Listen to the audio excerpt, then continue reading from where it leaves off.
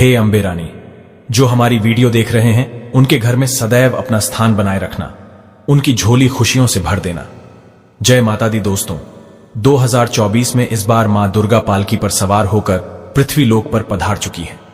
शास्त्रों में वर्णित है तथा मान्यताओं के अनुसार अगर शारदीय नवरात्रि पर यदि माता दुर्गा का आगमन उनके वाहन सिंह पर नहीं बल्कि पालकी पर होगा तो मान्यता है कि माता दुर्गा का पालकी पर सवार होकर आना बहुत ही शुभ और कल्याणकारी माना जाता है। जीवन सुखमय हो जाता है, भक्ति का भरपूर लाभ भक्तजनों को मिलता है, दिल में सुकून मिलता है, माता वैष्णो भरपूर आशीर्वाद देती है। दोस्तों, इस बार नवरात्रि पूरे 9 दिनों तक चलेंगे, यानी 9 दिनों तक नवरात्रि का पर्व मनाया जाएगा। माता वैष्णो की पूजा, मां शेरावाली की विशेष रूप से पूजा आराधना की जाएगी। शारदीय नवरात्रि का महापर्व इस बार 2024 में 3 अक्टूबर दिन गुरुवार से शुरू होकर 11 अक्टूबर दिन शुक्रवार को समाप्त होंगे। दोस्तों, चलिए अब जानते हैं नवरात्रि में कौन कौन सी सब्जी नहीं खाना चाहिए और कौन कौन सी सब्जी खाना चाहिए और कौन सा फल खाने से व्रत टूट जाता है। आइए जानते हैं नवरात्रि में क्या खाएं और क्या नहीं खाएं और क्या पीना चाहिए और कौन सा फल खाना विशेष और शुभकारी माना गया है। आज हम आपको विस्तार से बताएंगे, लेकिन आगे बढ़ने से पहले कमेंट बॉक्स में अपनी राशि जरूर डाल दीजिएगा। यदि हमारे पास आपकी राशि के अनुसार कोई उपाय होगा तो वह आकर हम आपके कमेंट के रिप्लाई में बता देंगे, ताकि आपको राशि के अनुसार फल प्राप्त हो। राशि के अनुसार किया गया कार्य बहुत ही शुभ माना जाता है। मैया वैष्णो रानी बहुत प्रसन्न होती है। कमेंट में लिखे माता रानी आपका स्वागत है, हमारे घर में जय माता रानी, एक लाइक जरूर करें। वैष्णो रानी के लिए एक लाइक तो बनता है। दोस्तों, शास्त्रों के अनुसार बताए गए व्रत चाहे किसी भी प्रकार के क्यों ना हो, उनसे जुड़े नियमों का पालन करना अति आवश्यक माना जाता है, क्योंकि जो मन के मुताबिक किया जाए वह संघर्ष नहीं कहलाता। कहा जाता है कि मनोकामना को पूर्ण करने के लिए थोड़ा सा संघर्ष यानी कि तपस्या तो करनी ही पड़ती है। इसीलिए ऐसी मान्यता है कि व्रत को पूर्ण विधि विधान से किया जाना चाहिए, तब आपको व्रत का पूर्ण लाभ फल प्राप्त होता है। अति उत्तम और शीघ्र दीर्घायु वरदान प्राप्त होता है। आपकी सभी मनोकामनाएं शीघ्र मैया रानी पूर्ण करती हैं। ऐसे व्यक्ति को मरने के बाद माता रानी के चरणों में स्थान मिलता है। वह सदैव मां की सेवा करता है। ऐसा भक्त स्वर्ग लोक में जाता है। इसीलिए हर शास्त्र यही कहता है कि सच्चे दिल से अगर आपके मन में ईश्वर के प्रति श्रद्धा हो तो बिन पूजा पाठ के ही सारा फल मिल जाता है, और अगर मन में ईश्वर के प्रति शंका हो तो उस मनुष्य को कई जन्मों तक सुख नहीं मिलता, वह नरक में ही भटकता रहता है। भागवत गीता में भगवान श्री कृष्ण ने स्वयं कहा था, जो मनुष्य सच्चे हृदय से ईश्वर को पुकारता है तो उसका नाता उस शक्ति से जुड़ जाता है जिसे आपने सच्चे हृदय से पुकारा था। इसीलिए भगवान भी कहते हैं कि सच्चे हृदय से ही ईश्वर को पुकारो, तो वह आपकी हर मनोकामनाओं को पूर्ण करते हैं। दोस्तों, कई लोग ऐसे हैं जो भगवान के सामने घंटों पूजा पाठ करते हैं तथा रोते हैं, फिर भी भगवान उनकी कभी नहीं सुनता। दरअसल जब आप सच्चे मन से ईश्वर को पुकारते ही नहीं हैं, तो भला वो आपकी पुकार कैसे सुनेंगे। दोस्तों, ये तो थी वो बातें जो भक्त और भगवान के बीच की है। अब हम जानते हैं नवरात्रों के दौरान क्या नहीं खाना चाहिए और क्या नहीं पीना चाहिए और कौन सा फल खाने से व्रत संपूर्ण और सफल हो जाता है। दोस्तों, हमारे चैनल को सब्सक्राइब जरूर करें और इस बेल आइकॉन को दबाना ना भूलें। तो आइए शुरू करते हैं। दोस्तों, चाहे मर जाना भूलकर भी नवरात्रि के दिनों में पानी पूरी कभी मत खाना, क्योंकि इस दिन कभी कभी बीच में शुक्रवार पड़ जाता है और शुक्रवार को मां संतोषी का वार कहा जाता है।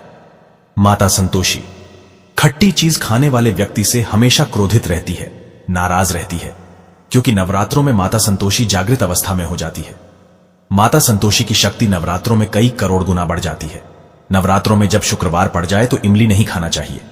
माता संतोषी रुष्ट हो सकती है, आपको दंड दे सकती है। नींबू नहीं खाना चाहिए। वैसे तो नवरात्रि के व्रत में नींबू खा लेना चाहिए, पर अगर शुक्रवार हो तो माता संतोषी के क्रोध से बचने के लिए नींबू नहीं खाना है। इस दिन नींबू का त्याग करना चाहिए। दोस्तों, पानी पूरी क्यों नहीं खाना चाहिए? क्योंकि उसमें लहसुन प्याज होता है और खट्टा भी होता है, जो व्रत को भंग कर सकता है, पाप लग सकता है। ध्यानपूर्वक अगर आप शुक्रवार को खट्टा नहीं खाते हैं तो माता संतोषी आपको धन धान्य से मालामाल कर देती है, आपके घर में अपना वास बना लेती है। बस शुक्रवार के दिन नवरात्रों के दिनों में इस चीज का त्याग करना चाहिए, पालन करना चाहिए। नवरात्रों में लहसुन प्याज और खट्टा, फिर चाहे आपने व्रत भी नहीं रखा है फिर भी आपको शुक्रवार के दिन या अन्य दिनों में लहसुन प्याज नहीं खाना चाहिए। लेकिन हां, पानी पूरी आप खा सकते हैं, वो भी जब नवरात्रि समाप्त हो जाए। दोस्तों, नवरात्रि के दिन सेब जरूर खाना चाहिए। शास्त्रों में बताया जाता है कि भगवान के भोग में सेब आदि जरूर अर्पित किया जाता है। अगर आपका व्रत है तो आपको सेब जरूर खाना चाहिए। केला, पपीता, तरबूज और मीठे अंगूर जरूर खाना चाहिए। इन फलों से व्रतधारी को शक्ति मिलती है और व्रत संपूर्ण हो जाता है। शास्त्रों में बताया जाता है कि नवरात्रों के दिनों में सीताफल जरूर खाना चाहिए। सीताफल खाने से 20 ऐसी बीमारियां हैं जो खत्म हो जाती हैं। माना जाता है नवरात्रों के दिनों में सीताफल का घर में प्रवेश होना बड़ा ही शुभ माना गया है। सीताफल खाने से नवरात्रि का व्रत सफल हो जाता है क्योंकि इसमें माता सीता का आशीर्वाद मिला हुआ होता है। माना जाता है भगवान राम के वनवास के दौर में माता सीता ने यही फल खाया था। नवरात्रि के दौरान इसे जो भी खाता है उसे दुखों का सामना नहीं करना पड़ता। सीताफल आपको जरूर खाना चाहिए। माता सीता प्रसन्न होती हैं और आशीर्वाद देती हैं। दोस्तों, नवरात्रों में तेल की तली हुई हरी मिर्च खा सकते हैं, लेकिन कम मात्रा में खाना है। व्रत के दौरान ज्यादा तीखा नहीं खाना चाहिए। व्रत में तीखा खाने से व्रतधारी की जो पेट की आंतें होती हैं उसमें जख्म हो सकते हैं। क्योंकि इस दौरान हम व्रत का पालन करते हैं तो हमारे पेट में कुछ नहीं होता, इसीलिए हल्का खाना खाना सर्वप्रिय और उत्तम माना जाता है। व्रतधारी को रसीले आलू अवश्य खाना चाहिए। इससे हमारे शरीर में ऊर्जा की भरपूर जरूरत जो होती है पूरी हो जाती है। आप आलू का पानी पी सकते हैं। रसीले आलू जरूर खाना चाहिए। दोस्तों, नवरात्रों में भिंडी की सब्जी जरूर खाना चाहिए। भिंडी में कई ऐसे पोषक तत्व होते हैं जो हमारी हड्डियों को मजबूत बनाते हैं तथा नवरात्रों में बैगन की सब्जी जरूर खाना चाहिए। लेकिन याद रहे, जब नवरात्रों में सोमवार पड़ जाए तो बैगन की सब्जी मत खाना, पाप लगेगा। नवरात्रों में सब्जी में हरा धनिया जरूर डालना चाहिए। हरे धनिये से भी व्रतधारी को पोषक तत्व मिलते हैं। नवरात्रों में हरा धनिया अवश्य खाए, इससे जो शुगर लेवल होगा वह कम हो जाएगा। नवरात्रों में रिफाइंड का तेल और सरसों का तेल भूलकर भी व्रत के दौरान नहीं खाना चाहिए। मूंगफली का तेल और देसी घी और गोले का तेल खाना अच्छा माना जाता है। दोस्तों, नवरात्रों में व्रतधारी को डब्बा बंद लस्सी, डब्बा बंद जूस नहीं पीना चाहिए। उसमें कई केमिकल मिले होते हैं जिसके कारण आपका व्रत टूट सकता है। जब भी आप फलों का जूस पिएं तो याद रखें उसमें नमक ना डालें, नहीं तो व्रत टूट जाएगा। साथ ही साथ जूस में बर्फ भी नहीं डालना चाहिए। फलों का सादा जूस पीने से व्रत सफल होता है। दोस्तों, नवरात्रि के दौरान सिंघाड़े का आटा या कुटू का आटा खाने से पहले यह देख ले कि आटा पुराना नहीं होना चाहिए, क्योंकि पुराने आटे में कीड़े वगैरह पड़ जाते हैं जिसके कारण आपका व्रत टूट सकता है। क्योंकि ये छोटे छोटे कीड़े हमें दिखाई नहीं देते और आपके मुंह तक पहुंच जाते हैं। ऐसा आटा खाना मतलब कीड़े मकोड़ों का मांस खाने के बराबर माना गया है। दोस्तों, नवरात्रि के दौरान आप शाम के समय खाने में दही ले सकते हैं, आलू वगैरह खा सकते हैं, आलू के चिप्स खा सकते हैं, साबूदाने की टिकिया बनाकर खा सकते हैं, साबूदाने की खिचड़ी खा सकते हैं, आलू के पापड़ भी खा सकते हैं। कई सब्जियां तो ऐसी है जो नवरात्रि के दौरान भोजन में शामिल कर सकते हैं। इससे आपको एनर्जी मिलेगी और व्रत सफल हो जाएगा। नवरात्रि के दौरान आप दूध पी सकते हैं जो आपको ताकत देगा। चाय वगैरह भी पी सकते हैं, लेकिन याद रहे उसमें नमक ना डालें। चाय में नमक डालने से व्रत भी टूट जाएगा और हड्डियां भी गल जाती हैं। एक बात का ध्यान रहे, व्रतधारी को पेट भर खाना यानी गले तक भोजन नहीं करना चाहिए, नहीं तो व्रत रखने का कोई भी फायदा नहीं होगा। थोड़ा थोड़ा खा सकते हैं। दोस्तों, नवरात्रि के 9 दिन आदिशक्ति मां दुर्गा को समर्पित होते हैं। नवरात्रि के 9 दिन माता रानी के 9 अलग अलग स्वरूपों का पूजन किया जाता है। नवरात्रि के 9 दिनों तक माता रानी को अलग अलग स्वरूप के हिसाब से अलग अलग पुष्प, अलग अलग भोग अर्पित किए जाते हैं। लेकिन क्या आप जानते हैं कुछ ऐसी वस्तुएं हैं जिन्हें नवरात्रि के दौरान भूलकर भी माता रानी को अर्पित नहीं करना चाहिए। अगर इन वस्तुओं को आप गलती से भी माता रानी को अर्पित कर देते हैं तो आपको व्रत और पूजन का पूर्ण लाभ नहीं होगा। इसीलिए माता रानी की कृपा प्राप्त करने के लिए आपको यह जानना अति आवश्यक है कि वो कौन सी ऐसी वस्तुएं हैं जो माता रानी के पूजन में भूलकर भी इस्तेमाल नहीं करना चाहिए। तो आइए मां का जयकारा लगाते हुए वीडियो को शुरू करते हैं। दोस्तों, नंबर 1, नवरात्रि के दौरान शादीशुदा महिलाओं को सफेद कपड़े पहनकर पूजा पाठ नहीं करना चाहिए। साथ ही साथ काले कपड़े भी नहीं पहनना चाहिए। इससे पूजा, व्रत आदि खंडित हो जाते हैं। माता की चौकी जब आप लगाएं तो उसके नीचे कागज नहीं लगाना चाहिए। माता की चौकी हमेशा लाल कपड़ा बिछाकर ही लगानी चाहिए। हमेशा याद रहे, नवरात्रों के इन 9 दिनों तक व्रतधारी को अपना आसन मां की चौकी के आगे ही लगाना चाहिए और वहीं पर आपको सोना चाहिए। मंदिर को नवरात्रों के दौरान अकेला नहीं छोड़ा जाता, बहुत ही अशुभ माना जाता है। जरा आप ही सोचिए, माता रानी 9 दिनों के लिए धरती पर आकर आपके घर में रहने के लिए आई है और ऐसे में आप उन्हें अकेला अगर छोड़ते हैं तो माता भी आपको छोड़कर चली जाएंगी। वह कहेंगी इसको मेरी जरूरत नहीं है। वह अकेली पड़ जाती है इसीलिए माता के पास में ही सोना चाहिए। दोस्तों नंबर 2, नारियल। हिंदू धर्म में नारियल को समृद्धि, धन, श्रद्धा और सम्मान का सूचक माना जाता है। नारियल को श्रीफल भी कहा जाता है। नारियल को सुख समृद्धि में वृद्धि करने वाला माना जाता है। नारियल का हर मांगलिक कार्य में विशेष महत्व होता है। जैसे कि आप सभी जानते हैं कि माता रानी के कई मंदिरों में नारियल से बलि भी दी जाती है और माता रानी के पूजन में नारियल का इस्तेमाल हम सभी करते हैं। खासकर कलश की स्थापना नारियल रखकर ही की जाती है। माता रानी के पूजन में हम नारियल इस्तेमाल करते समय कुछ गलतियां कर बैठते हैं।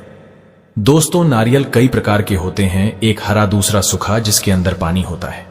जिस नारियल के अंदर पानी होता है, माता रानी के पूजन में सदैव पानी वाला और जटा वाला नारियल ही इस्तेमाल करें।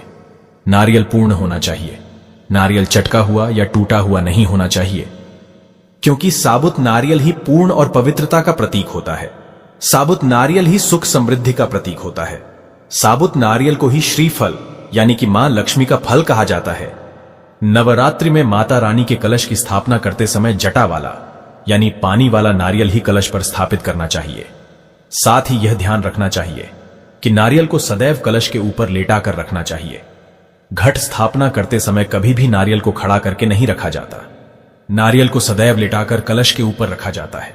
साथ ही नारियल को स्थापित करने से पहले आप नारियल को लाल कपड़े में लपेटकर उस पर और फिर लाल चुनरी उड़ाकर आप नारियल को कलश के ऊपर स्थापित करें। शास्त्रों के अनुसार कलश के ऊपर जब सही तरीके से नारियल रखा जाता है और सही प्रकार का नारियल रखा जाता है, तभी ही व्रत और पूजन का पूर्ण फल प्राप्त होता है। यह भी ध्यान रहे कि महिलाएं माता रानी को नारियल अर्पित तो कर सकती हैं, लेकिन कभी भी माता रानी के सामने नारियल को भूलकर भी ना तोड़े, क्योंकि नारियल बीज रूप होता है और स्त्रियां बीज रूप से ही शिशु को जन्म देती हैं। इसीलिए कभी भी महिलाओं को नारियल नहीं तोड़ना चाहिए।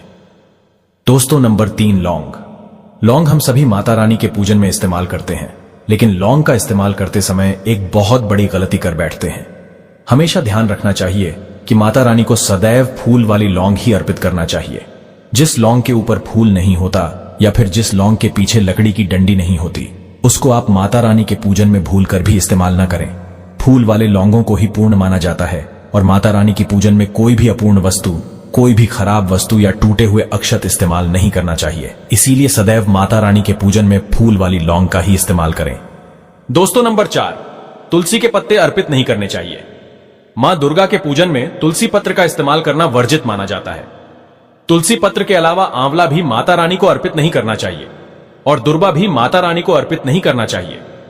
दुर्बा भगवान श्री गणेश को अति प्रिय है। नवरात्रि में आप भगवान गणेश को दुर्बा अर्पित कर सकते हैं। भगवान विष्णु जी को तुलसी के पत्ते अवश्य अर्पित कर सकते हैं, लेकिन माता रानी को भूलकर भी तुलसी के पत्ते या दुर्बा अर्पित ना करें। माता रानी को सफेद फूल भी अर्पित ना करें। माता रानी को सदैव लाल रंग के फूल अर्पित करने चाहिए। लाल रंग के फूल माता रानी को अति प्रिय है।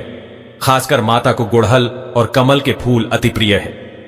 शास्त्रों में बताया जाता है कि घर में माता रानी की 2 या 3 मूर्तियां या फोटो नहीं होने चाहिए। इस बात का भी आप विशेष ध्यान रखें कि माता रानी के पूजन में कोई भी खंडित चीज इस्तेमाल ना करें, जैसे कि चटका हुआ या टूटा हुआ दीपक या फिर चटका हुआ कोई बर्तन। साथ ही यह भी ध्यान रहे कि लोहे की और प्लास्टिक के बर्तन आप माता रानी के पूजन में इस्तेमाल ना करें, क्योंकि प्लास्टिक के चाइनीज बर्तन हड्डियों के पाउडर से मिलकर बनते हैं। ऐसा ना करें। ऐसे बर्तनों को माता रानी के पूजन से सदैव दूर रखें। माता रानी को जो पुष्प अर्पित कर रहे हैं, उन्हें सूंघे नहीं। सूंघे हुए फूल या गिरे हुए फूल या फिर मुरझाए हुए फूल माता को अर्पित ना करें। दोस्तों, कमेंट बॉक्स में लिखे जय माता दी जानकारी पसंद आए तो एक लाइक तो बनता है। आपका एक लाइक हमारे लिए बहुत ही कीमती है। मैया रानी के लिए एक लाइक तो बनता ही है।